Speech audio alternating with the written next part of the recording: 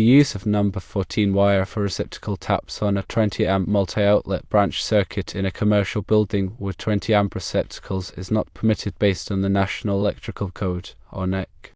The NEC sets standards to ensure electrical safety and proper wiring practices. The critical aspect to understand here is ampacity. Ampacity refers to the current carrying capacity of a conductor, typically expressed in amps. The NEC mandates that the ampacity of tap conductors for a branch circuit must be not less than the ampacity of the branch circuit itself, as detailed in NEC section 210.19a. In a scenario where the branch circuit is rated at 20 amps, the tap conductors must also have a minimum ampacity of 20 amps. However, number 14 copper wire has an ampacity of only 15 amps. This limitation makes it unsuitable for use as tap conductors on a 20 amp branch circuit. To elaborate further, let's consider the implications of using undersized conductors. If a number 14 wire with its 15 amp ampacity is used on a 20 amp circuit, it creates a significant risk of overheating. When the circuit draws more than 15 amps, the number 14 wire will be overloaded. This overload leads to excessive heat generation within the conductor. Over time, this heat can degrade the insulation surrounding the wire, increasing the likelihood of short circuits, ground faults, and ultimately, electrical fires. The NEC provides specific guidelines to prevent such hazards. It emphasizes using conductors with adequate ampacity to handle the anticipated current load. For a 20 amp circuit, the code typically requires the use of number 12 copper wire, which has an ampacity of 20 amps or larger. Using the correct wire gauge is crucial for safety and compliance with electrical codes. Now let's delve into the relevant sections of the NEC to provide a more comprehensive understanding. Section 210.19a, as previously mentioned, is the primary reference for branch circuit conductor sizing. This section emphasizes that branch circuit conductors must have an ampacity not less than the maximum current to be served. In the case of a 20 amp multi-outlet branch circuit, this means the conductors must be rated for at least 20 amps. Furthermore, section 210.21b provides guidelines on the permissible loads for receptacles. It specifies that a 20 amp receptacle on a 20 amp branch circuit can supply power to multiple outlets, provided that the total load does not exceed the circuit's rating. However, this does not circumvent the requirement for proper conductor sizing. The tap rule, often referenced in electrical work, allows for reduced conductor sizes in certain situations. However, it comes with specific limitations and does not apply in this context. The tap rule generally applies when tapping off a larger feeder to supply a smaller load, and it requires that the tap conductors meet certain length and ampacity requirements relative to the feeder. Even under the tap rule, the tap conductors must still be adequately protected by overcurrent devices, such as circuit breakers or fuses. In the scenario of a 20 amp branch circuit, the tap rule cannot be used to justify using number 14 wire because the tap conductors must still have an ampacity sufficient to handle the load they serve, and in no case can they be smaller than what is required for the branch circuit itself. It is important to understand the difference between branch circuits and feeders. A feeder is the circuit conductors between the service equipment, or the source of a separately derived system, and the final branch circuit overcurrent device. A branch circuit, on the other hand, is the circuit conductors between the final overcurrent device and the outlet or outlets. The NEC has different requirements for feeders and branch circuits. Feeders often supply multiple branch circuits, and their size is determined based on the total load of all the branch circuits they serve. Branch circuits, as discussed earlier, must have conductors sized according to the specific load they serve. In commercial buildings, electrical systems are designed to handle higher loads and more complex configurations compared to residential settings. This requires strict adherence to the NEC and careful consideration of conductor sizing, overcurrent protection, and grounding. Commercial electrical installations are subject to more stringent inspections and regulations to ensure the safety of occupants and property. Now, let's discuss the practical implications of incorrect conductor sizing in a commercial building. Imagine a situation where a 20 amp branch circuit is used to supply power to several computers and other electronic devices. If the circuit is wired with number 14 wire, the wire will likely overheat under normal operating conditions. This overheating can lead to a variety of problems, including equipment malfunction, data loss, and even fire hazards.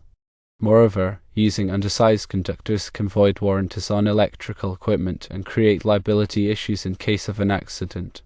It is essential for electricians and electrical contractors to follow the NEC guidelines and use the correct wire gauge for each circuit.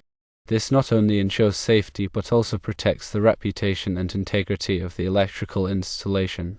In addition to conductor sizing, overcurrent protection is another critical aspect of electrical safety.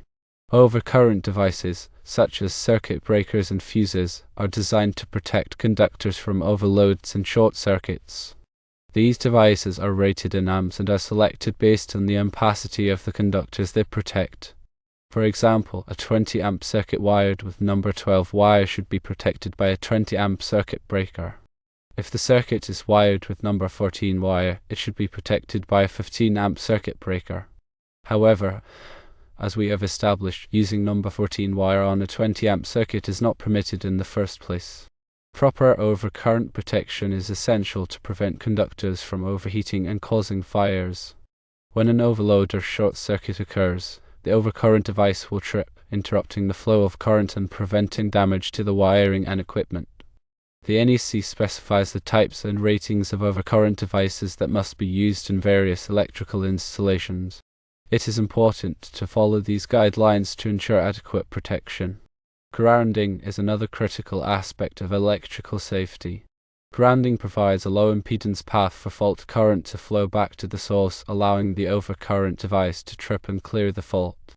This protects people from electric shock and reduces the risk of fire.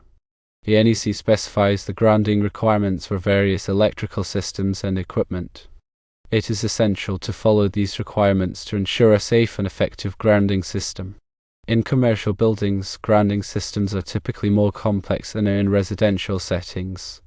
They often involve grounding electrodes, grounding conductors, and bonding jumpers.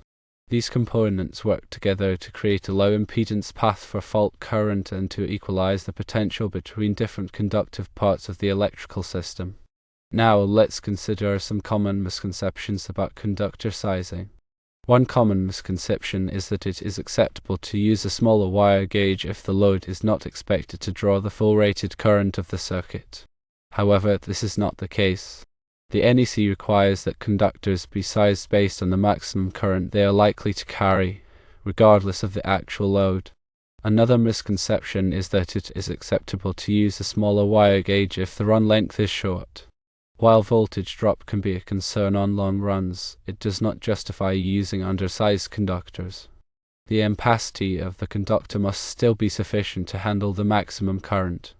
In summary, using number 14 wire for receptacle taps on a 20 amp multi-outlet branch circuit in a commercial building with 20 amp receptacles is a violation of the NEC and creates a significant safety hazard. The NEC requires that the ampacity of tap conductors be not less than the ampacity of the branch circuit. Number 14 wire has an ampacity of only 15 amps, making it unsuitable for use on a 20 amp circuit. It is essential to follow the NEC guidelines and use the correct wire gauge for each circuit to ensure electrical safety and compliance with the regulations.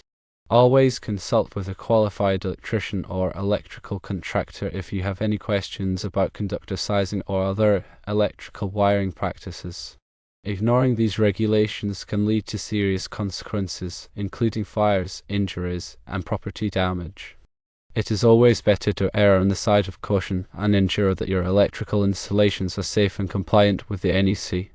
Firstly, always prioritize safety when working with electricity.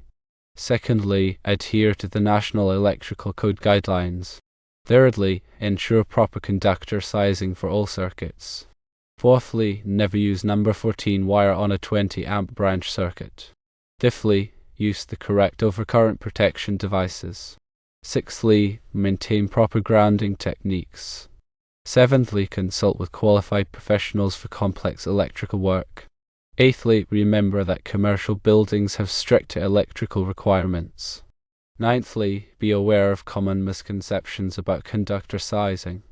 Tenthly, continuous learning and staying updated with the latest NEC revisions is very important. To add some additional details on the topic of voltage drop, while ampacity is the primary concern when selecting conductor size for safety, voltage drop is another factor to consider, especially in long runs. Voltage drop refers to the reduction in voltage along the length of a conductor due to its resistance.